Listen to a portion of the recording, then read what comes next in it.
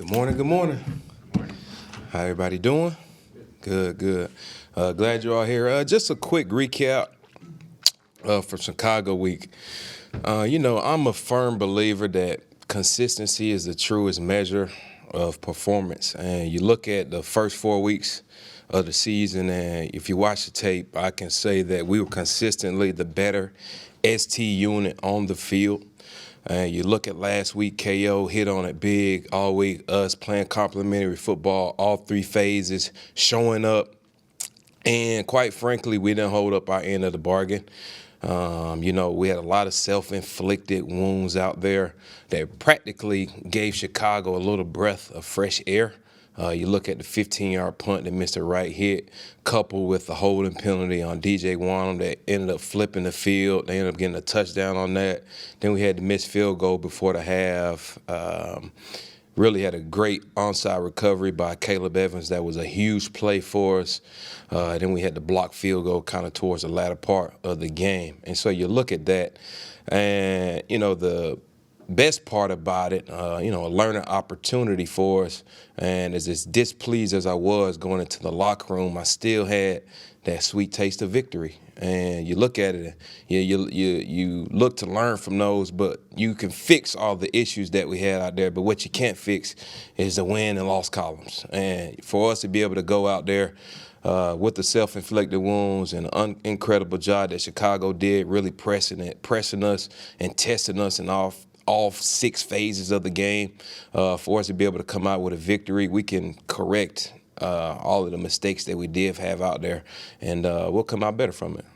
So with that, we move on and get ready for Miami. Guys were in the locker room after the game, took ownership of it. No one was really pointing fingers, myself included. I got to do a better job of coaching guys up, putting them in a better position, doing a better job of communicating adjustments on the sidelines on how we want to handle certain things. So there's a lot of accountability and ownership that took place that was encouraging to see. And I know the guys will respond the right way, considering, I guess we could say, that was a little bit of adversity we hit last week with kind of a down game for us as an entire unit. So with that, we get ready, prepared for Miami. With the onside kick, is that just something you tell you guys to always be prepared for? Yeah, for sure. You kind of look at the situation they were in, the way our offense was playing. Me and KO and our game management crew kind of had a talk about that really Saturday morning on then of me really being prepared and making sure the guys are prepared for them to look to steal a possession, whether it's a fake punt or the surprise onside kick. I actually had Cairo Santos with me in L.A. back in 2018, and so I'm very familiar with how his approach looks when he does work those surprise onsides. And so we were already in the huddle. They just had scored a touchdown, and typically that's where you see those type of plays take place. So we were already alert and ready for it, and, they tried to attack the rookie there, Caleb Evans, and again, you can't take too light that type of play that he made right there in those clutch situations. So for him to be able to come away with that football, it was a huge momentum swing in the game. What's the coaching point there when that obviously at some point those guys have to turn and run back to block, but how do you know when to Well, we always say make sure you see the kick, make sure you're seeing it off the foot. That's the biggest thing. So and we always preach that. That's just kind of how we work. That's just a part of our technique and our fundamentals, is making sure we're seeing the kick off of the foot. So no one really moved after the ball was kicked. They were all right there ready for it. You had so much success up to this point. Do guys tend to focus on the negative, even though it's 1 game versus 4? I wouldn't necessarily say we focus on the negative, but we are aware of it, and we understand how we can fix the issues that we did have. And we still look at all the positive. You're gonna have your hiccups throughout the season. That's just a part of it. For us to go out here and say that we're gonna dominate every single week, that's what we would like to do. But each and every way, whether it's offense or defense or special teams, we're going to face some type of adversity throughout this season. And, we're always big on, we say, through adversity to the stars. And so this is kind of, this upcoming game, Miami, this is where we're looking to rise and kind of take that next step. We kind of got punched in the mouth a little bit, and, it'll be interesting to see how we respond. What did you see on the Jalen Reagor fumble, and what do you say to him? Yeah, so the Reagor fumble, it was really just a great job by their defender, number 31. I believe it was Blackman maybe.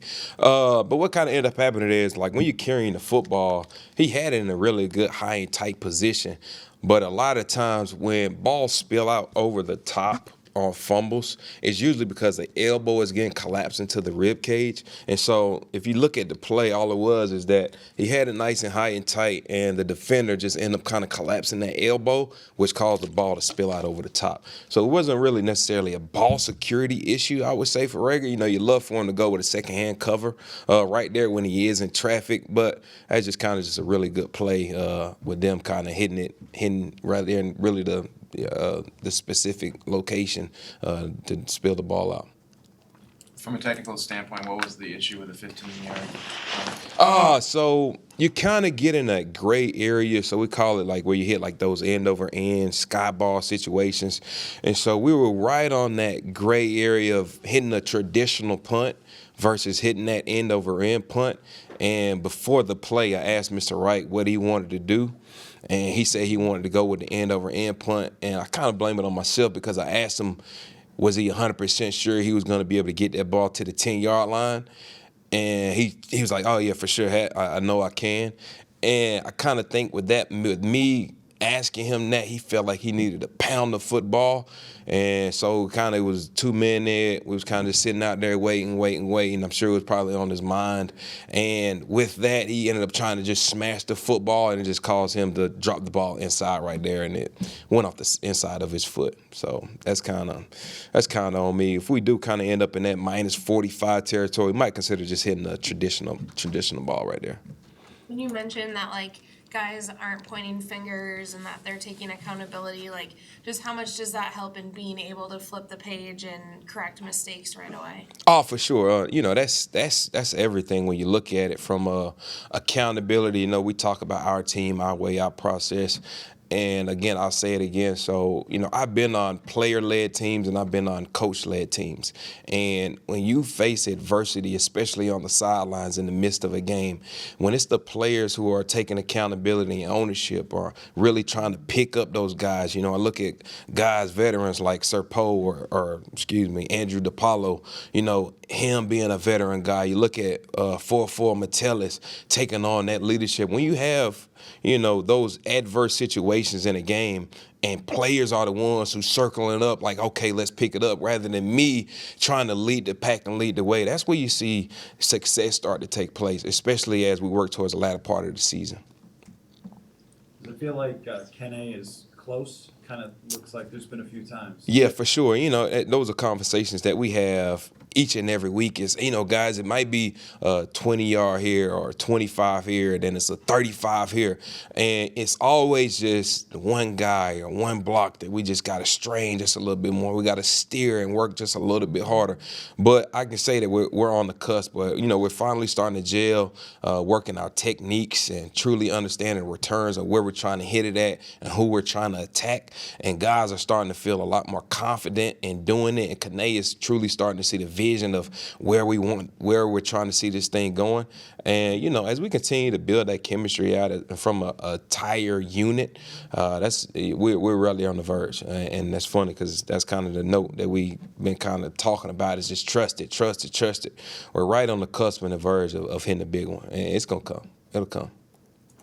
Joseph misses, are you talking through the process, are you talking about the hold and stuff, or does he just kind of do his own? Yeah, for sure. You know, that's a conversation that we had with, you know, all three guys. But, you know, it also starts with the field goal, the protection, right, the linemen. And we just got to make sure that we're creating the best situation, the cleanest operation from the protection to the snap to the hold, making sure we're getting it down as quickly as possible. That way, G-Money is being able to see that spot on the ball and fully go through and kick it. So so, it's the entirety of the entirety of the unit of where we just got to make sure we're keeping that thing as clean as possible. So laces are out and Mr. Wright is catching it and putting it down where he's not having to spin it, whether it's from 6 o'clock to 12 o'clock, full spin, half spins, or quarter spins. And so as long as we just keep working on that and giving him the best opportunity with a good, clean operation, we'll see those things start to go through. I still firmly believe that G-Money is headed to have still his best career yet. I want to say we've kicked the most 50-plus yard balls in the entire NFL right now. And so, those things have started to connect. You saw him hit a 56-yarder in the first game of the season. So he'll right the ship. We'll make sure we're all good from a protection standpoint. The operation is clean, and we'll be good to go there. What challenges does Miami present, like either their actual personnel or just playing at that stadium with the heat and stuff? Yeah, so, you look at the Heat. We've been talking with the guys about hydration, and, obviously that starts this week and not on game day or the day before. But you look at a unit that we played last week in Chicago where it was a lot of rookies, possibly one of the youngest groups that we'll end up facing, and you turn the page to this week of Miami, and they're probably the most vetted group that we'll face. And Fedulum has been doing it for a long time. Justin Bethel came in with me in 2012 as an undrafted guy. They got Keon Crossan, who's a really good player. And you just look at that group as a unit and a well-coached. They have lethal returners back there. Mostert is a kick returner who's been doing it for a long time. His ability as a running back to make you miss and hit it vertical, he does a great job at it. And then you look at it from a return standpoint, and Holland, Waddle is spooky back there. And then, they always got in special situations to put the cheetah back there whenever that time presents itself. And so we've had great conversations of how we want to attack those guys and how we want to be able to pin them in the corners and kind of what the scope of that looks like from a coverage standpoint. But we're excited. We're excited about going up against this unit. It's a big-time opportunity for us, especially coming off of the week that we had last week. Guys just kind of just chomping at the bit to get back to practice and get back to work. Anything else for Coach? How did you get Serpo? Serpo. Oh, so Serpo came from, so we always do like these captains of the week. And because Poe is kind of really the oldest guy in the group, we kind of like knighted him pretty much as being Serpo. And so we kind of did like this Game of Thrones theme with him last week. And so it started off as like House of Poe, like, House of Stark and all that. So it kind of started off as House of Poe and turned into Serpo. So yeah, he's Serpo now.